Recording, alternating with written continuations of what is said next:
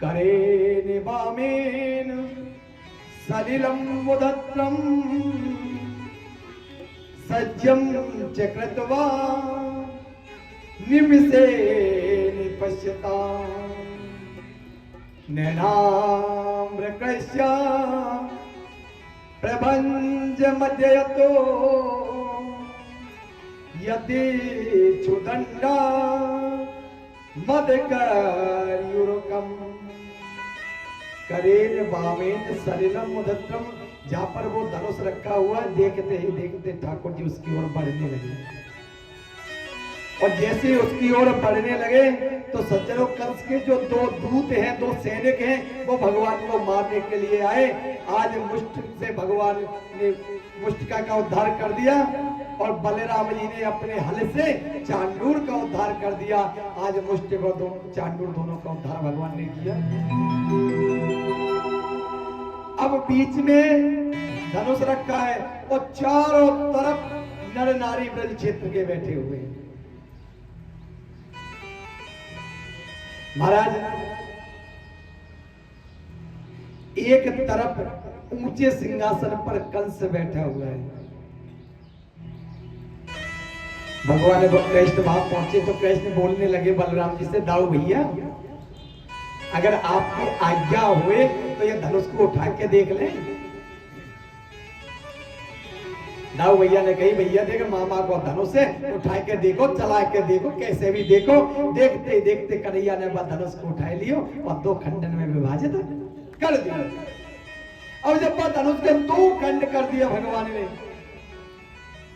कंस समझ गया अब मेरा अंत समय आ गया। क्योंकि जब भोलेनाथ का भजन किया और वरदान मांगा तो भोलेनाथ ने कहा जब तक ये धनुष नहीं टूटेगा तब तक तुझे कोई मार नहीं सकता, और जिस दिन यह धनुष टूट जाएगा समझ लेना तेरा जीवन समाप्त है। भगवान ने धनुष को तोड़ा। चारों तरफ ठाकुर जी देखने लगे। देखते देखते नजर पहुंच गई मामा को। अच्छा मामा जी वहां बैठे। गोविंद ने छलांग लगाई और कंस के केसों को जाकर के पकड़ लिया और कंस के केसों को पकड़ करके जमीन पर पटक दिया ठाकुर जी ने। कंस कहने लगा, अरे कन्हैया छोड़, अरे लाला मुझे पीड़ा हो रही है। ठाकुर जी कहने लगे, मामा याद करो एक दिन मेरी माँ भी इसी प्रकार विलाप कर रही थी और आपने उनके केस पकड़ रखे थे। मेरी माता ने बहुत कहा, भैया मुझे पीड़ा हो रही है, मेरे बाल खिंच रहे हैं, आपने एक ना सुना। व्यक्ति के ऊपर परिस्थिति आती है तभी परिस्थिति के बारे में वो समझ सकता है, संपत्ति में नहीं समझ सकता। जाके पावना फटी विवाही वो का जाने पीर पराई। जहां पर किसी प्रकार का दुख नहीं आया है वो दुख के भाव को नहीं जानता। आज भगवान ने कंस को नीचे पटक लिया और नीचे पटक करके भगवान ने कंस का उद्धार कर दिया। बोले भक्तवत्सल भगवान की जय हो। आज ठाकुर जी ने कंस का उद्धार किया और जब कंस का उद्धार भगवान ने कर दिया तो कंस के शरीर से एक दिव्य ज्योति निकली जो ठाकुर जी की प्रदक्षिणा करते हुए चरणों में विलीन हो गई। परीक्षित जी कहने लगे, गुरुदेव जब वो भगवान का शत्रु था, भगवान को मारना चाहता था, तो उसका आत्मा निकल करके भगवान के चरणों में क्यों गए? बोले परीक्षित जी मैंने आपको पूर्व कथा में बताया था कि इनकी शत्रुता भगवान से एक जन्म की नहीं 3 जन्मों की थी। एतौ द्वौ पार्षदो मह्यम जय और विजय एवचा। ये नारायण के परम लाडले भक्त और दिव्य पार्षद जय और विजय थे। सनत कुमारों ने इनको 3 जन्मों में राक्षस होने का श्राप दिया। एक बार यही हिरणाक्ष और हिरण्यकुश बन करके आए, तब भगवान ने बरहा और नरसिंह रूप धारण करके दोनों का उद्धार किया। यही त्रेता युग में रावण और कुंभकर्ण बन करके आए, ठाकुर जी ने राम स्वरूप धारण करके इनका उद्धार किया। और जब ये कंस बन करके दंत वक्र बन करके आए हैं तो ठाकुर जी कृष्ण अवतार में इनका उद्धार करने के लिए चले आए। तो इनकी शत्रुता भगवान से 3 जन्मों की थी। आज कंस का उद्धार हो गया। उधर वृंदावन वासी कन्हैया से कहने लगे, देख भैया कन्हैया, अब तो तेने कंस को मार दियो, अब तो को वापस वृंदावन चलना चाहिए। आज सज्जनों, कन्हैया ने दो टूक मना कर दिया वृंदावन वासियों से। बोले दिया, बाबा आप जाओ और मैं शीघ्र आने की कोशिश करूंगा, लेकिन अभी आपके साथ नहीं चल सकता। ये बात सुनी सारे वृंदावन वासियों के तो प्राण पखेरु निकल गए, बड़े परेशान हुए। लेकिन जब भगवान ने मना कर दिया तो आज बेमन से बिना कृष्ण बलराम के वो वृंदावन वासी वृंदावन वापस चले गए। सज्जनों, इधर मेरे परात्पर अखिलेश्वर कन्हैया दौड़े दौड़े गए और जाकर के सर्वप्रथम कारागृह से अपने नाना जी को उग्रसेन महाराज को मुक्त किया। उसके बाद में महाराज देवक को मुक्त किया। महाराज उग्रसेन से कहने लगे, नाना जी आप राज्य के अधिकारी हैं। उग्रसेन महाराज ने कहा, देखो कन्हैया, अब तो मैं वृद्ध है चुका हूं और कन्हैया अब तो मथुरा के राजा तुम ही है, जाओ। भगवान ने मना कर दी। बोले, नाना जी अभी मुझे और लीलाएं करनी है, मैं राज नहीं संभाल सकता, इस राज को तो आप ही संभालो। आज महाराज उग्रसेन जी को राज्य गद्दी पर बिठाया भगवान श्याम सुंदर ने। अब सज्जनों, मथुरा में सब आनंद से रहने लगे, चारों तरफ आनंद प्रारंभ हुआ मथुरा के अंदर। एक दिन की बात है, कृष्ण बलराम को मैया देवी की प्रेम कर रही थी। ये दृश्य महाराज वसुदेव जी ने देखा तो वसुदेव जी कहने लगे, अब कृष्ण बलराम बड़े हो गए हैं, अब तो इनको शिक्षा ग्रहण करनी चाहिए। तो कृष्ण बलराम दोनों भैयाओं को शिक्षा लेने के लिए संदीपन गुरु जी के यहाँ पर भेज दिया और संदीपन गुरु जी के यहाँ पर जाकर के कृष्ण बलराम ने शिक्षा ग्रहण की। गुरु गृह पठन गए रघुराई, अल्प काल विद्या सब पाई। थोड़े से समय में भगवान ने सभी विद्याओं का ज्ञान प्राप्त कर लिया। कल की कथा में आएगा कि वहीं पर भगवान की सुदामा जी से मित्रता हुई और सुदामा जी से मित्रता हुई, भगवान ने सारी विद्या प्राप्त की। एक दिन भगवान अपने गुरु जी से कहने लगे, संदीपन गुरु से, गुरुदेव अब हम वापस मथुरा जाना चाहें, लेकिन आपने जो हमें उचित शिक्षा प्रदान की है तो हम सोचते हैं कि आपको दक्षिणा दें, क्योंकि गुरु जी से गुरु मंत्र या कोई भी वेदोक्त मंत्र यदि हम प्राप्त करते हैं तो उसके बाद गुरु जी को दक्षिणा अवश्य देनी चाहिए, क्योंकि जब तक गुरु मंत्र की गुरु दक्षिणा नहीं दी जाती है तब तक वो सफल नहीं होता। तो हम आपको गुरु दक्षिणा देना चाहते हैं। गुरुदेव मांगो क्या चाहते हैं? तो गुरु जी ने कह दिया, ठाकुर जी आपका मुझे दर्शन प्राप्त हो गया, यही बहुत बड़ी बात है। ऐसा करो कृष्ण बलराम, तुम दोनों जाकर के गुरु माता से पूछ लो यदि उनको कुछ चाहिए। कृष्ण बलराम दोनों गुरु माता के पास में गए, गुरु माता को प्रणाम किया, माता ने भी प्रणाम किया। कृष्ण बलराम कहने लगे, मैया हमने जो गुरु शिक्षा ग्रहण की है उसके बदले में हम दक्षिणा देना चाहते, बताओ क्या दें। मैया कहने लगी, कृष्ण बलराम मैया मोह को कछु नहीं चाहिए।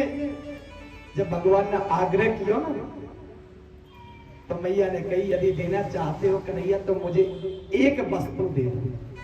क्या? कन्हैया बहुत पहले समय की बात है कि मेरे एक पुत्र था और वो पुत्र स्नान करने समुद्र में गया और समुद्र में डूब करके प्राणांत हो गया। यदि कन्हैया देना चाहते हो तो मेरा वो पुत्र लाकर के मुझे वापस दे दो और मुझे कुछ नहीं चाहिए। जब भगवान ने वचन भर लिया तो ठाकुर जी वचन से पीछे कब हटने वाले थे।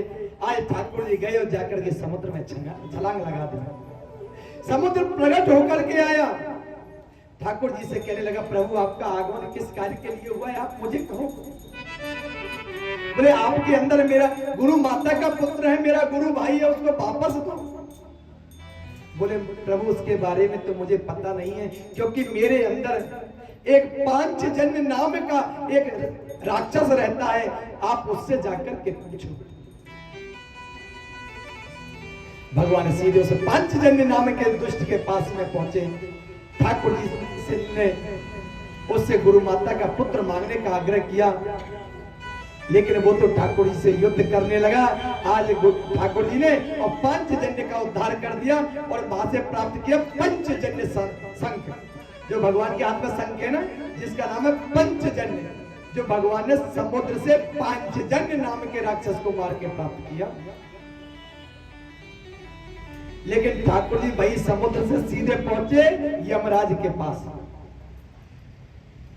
अब आश्चर्य की बात यह है कि यमराज भगवान का बहुत सम्मान करता है, और उसको पता चला कि ठाकुर जी पधारे हैं, तो यमराज खुद चल करके दरवाजे पर आ गया और दरवाजे पर ही ठाकुर जी का निवेदन किया, लेकिन अपने भवन में अंदर नहीं बुलाया। भगवान को अंदर नहीं बुलाया यमराज ने। ठाकुर जी ने जाकर के कहा, आपके यहाँ पर मेरी गुरु माता का पुत्र आया है, आप उसे ला करके वापस दे दो। यमराज ने भगवान का गुरु भाई ला करके वापस दे दिया, लेकिन अंदर नहीं बुलाया। परीक्षित जी कहने लगे, गुरु जी ये बताओ, जब भगवान उसके धाम में पधारे और फिर भी उसने अंदर नहीं बुलाया। बोले यमराज जानता था, क्योंकि यमराज के पास में कौन जाता है? जो पापी है, कुटिल है, कुविचारी है, और ऐसे लोगों से यमराज का पूरा भवन भरा पड़ा है। और यमराज जानता है यदि भगवान अंदर आएंगे और इनकी सबकी दृष्टि ठाकुर जी पे पड़ेगी, या ठाकुर जी की दृष्टि इन पर पड़ेगी, तो इन सबका कल्याण हो जाएगा, फिर पापी कौन बचेगा? और जब पापी कोई नहीं रहेगा तो मेरा तो सारा कारोबार नष्ट हो जाएगा। इसलिए यमराज ने भगवान को अंदर नहीं बुलाया, बाहर लाकर के गुरु माता का पुत्र प्रदान किया। ठाकुर जी लेकर के आए और लाकर के गुरु माता को दे दिया। बोले भक्तवत्सल भगवान की जय हो। ठाकुर जी गुरु माता को और गुरु जी को बार बार प्रणाम करके और मथुरा पुणे वापस आ गए। अब एक दिन की बात है, मैया देवकी ने कन्हैया के लिए 56 प्रकार के व्यंजन तैयार किए, भोजन ग्रहण करावे की तरह। थाल परोस दियो, कन्हैया के सामने रख दियो, लेकिन कन्हैया ने जैसे बात थाल को देखा तो कन्हैया के दोनों नेत्रों से आंसू निकलने लग गए। दोनों नेत्रन से आंसू निकला भगवान के से। भोजन को एक ग्रास ग्रहण नहीं किया ठाकुर जी ने। और ये दृश्य जब देवकी मैया ने देखो तो देवकी मैया तो परेशान है गई, ऐसी मुंह से कौन सी भूल है गई जैसे ठाकुर जी रुदन कर रहे, दौड़ी दौड़ी वसुदेव जी के पास में गई। प्रभु कन्हैया रो रहे हो है? वसुदेव जी कहने लगे, देवी उनके स्वभाव से मैं भी परिचित नहीं हूं, क्योंकि जब मैंने कन्हैया को और गोकुल में छोड़ा तो कन्हैया एक दिन का भी नहीं था, कुछ समय का था। आज कन्हैया 16 वर्ष का हो गए, तो उनके स्वभाव से मैं परिचित नहीं हूं, क्योंकि बचपन का और युवा का स्वभाव भिन्न होता है। ऐसा करो देवी, उद्धव परम ज्ञानी है, उद्धव को बुला के लाओ, उद्धव ही कन्हैया से बात करेगा। मैया ने जाके उद्धव से कहा, उद्धव आए। उद्धव जी समझाने लगे कन्हैया को, कन्हैया क्यों रो रहे हो? कन्हैया जब उद्धव जी ने कहा तो उद्धव जी से कन्हैया कहने लगे, भैया उद्धव, आज मुझे वृंदावन वासियों की याद आ रही है। आज परम लाडली उस किशोरी राधा रानी की याद आ रही है, आज मैया यशोदा की याद आ रही है। उधर तू नहीं जाने, मैया यशोदा को अपनी गोदी में बैठा करके और अपने हाथ से ग्रास ग्रहण करावे, भोजन ग्रहण करावे, मेरी चूटी को बूत देवे और वो छोटे छोटे सका मुझसे बहुत प्रेम कियो करें। सरस किशोरी बयस की थोरी रति रस बोरी कीजे कृपा की को श्री राधे। आज उस परम लाडली श्री राधा की मुझे याद आ रही है। हे उद्धव, एक बात और है कि जितनो प्रेम मुझसे वृंदावन वासी करे ऐसो प्रेम तो काऊ नहीं करे। और उद्धव तू मेरो एक काम कर दे भैया। उद्धव कहने लगे कन्हैया हाँ कहो कहा काम है, कहो कहा काम है। भैया उद्धव तू एक बार और वृंदावन चलो जा और जाकर के देख मेरे बिना वो वृंदावन वासियों को कैसो हाल है, वो कैसे अपना जीवन निर्वाह कर रहे हैं, जाकर के देख।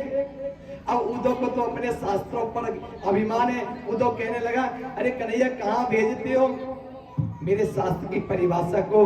वो गांव के वृंदावन के गवारिया क्या समझे जिन्होंने कभी पाठशाला का मुख भी नहीं देखा हो। कन्हैया ने कही उद्धव मैं तुझसे यो थोड़ी कह रहे हूँ कि तू महीना 6 महीना रुकियो, तू आज चलो जा कल रुक के परसों वापस चलो आइयो, उनकी कुशल 6 में पूछ आइयो।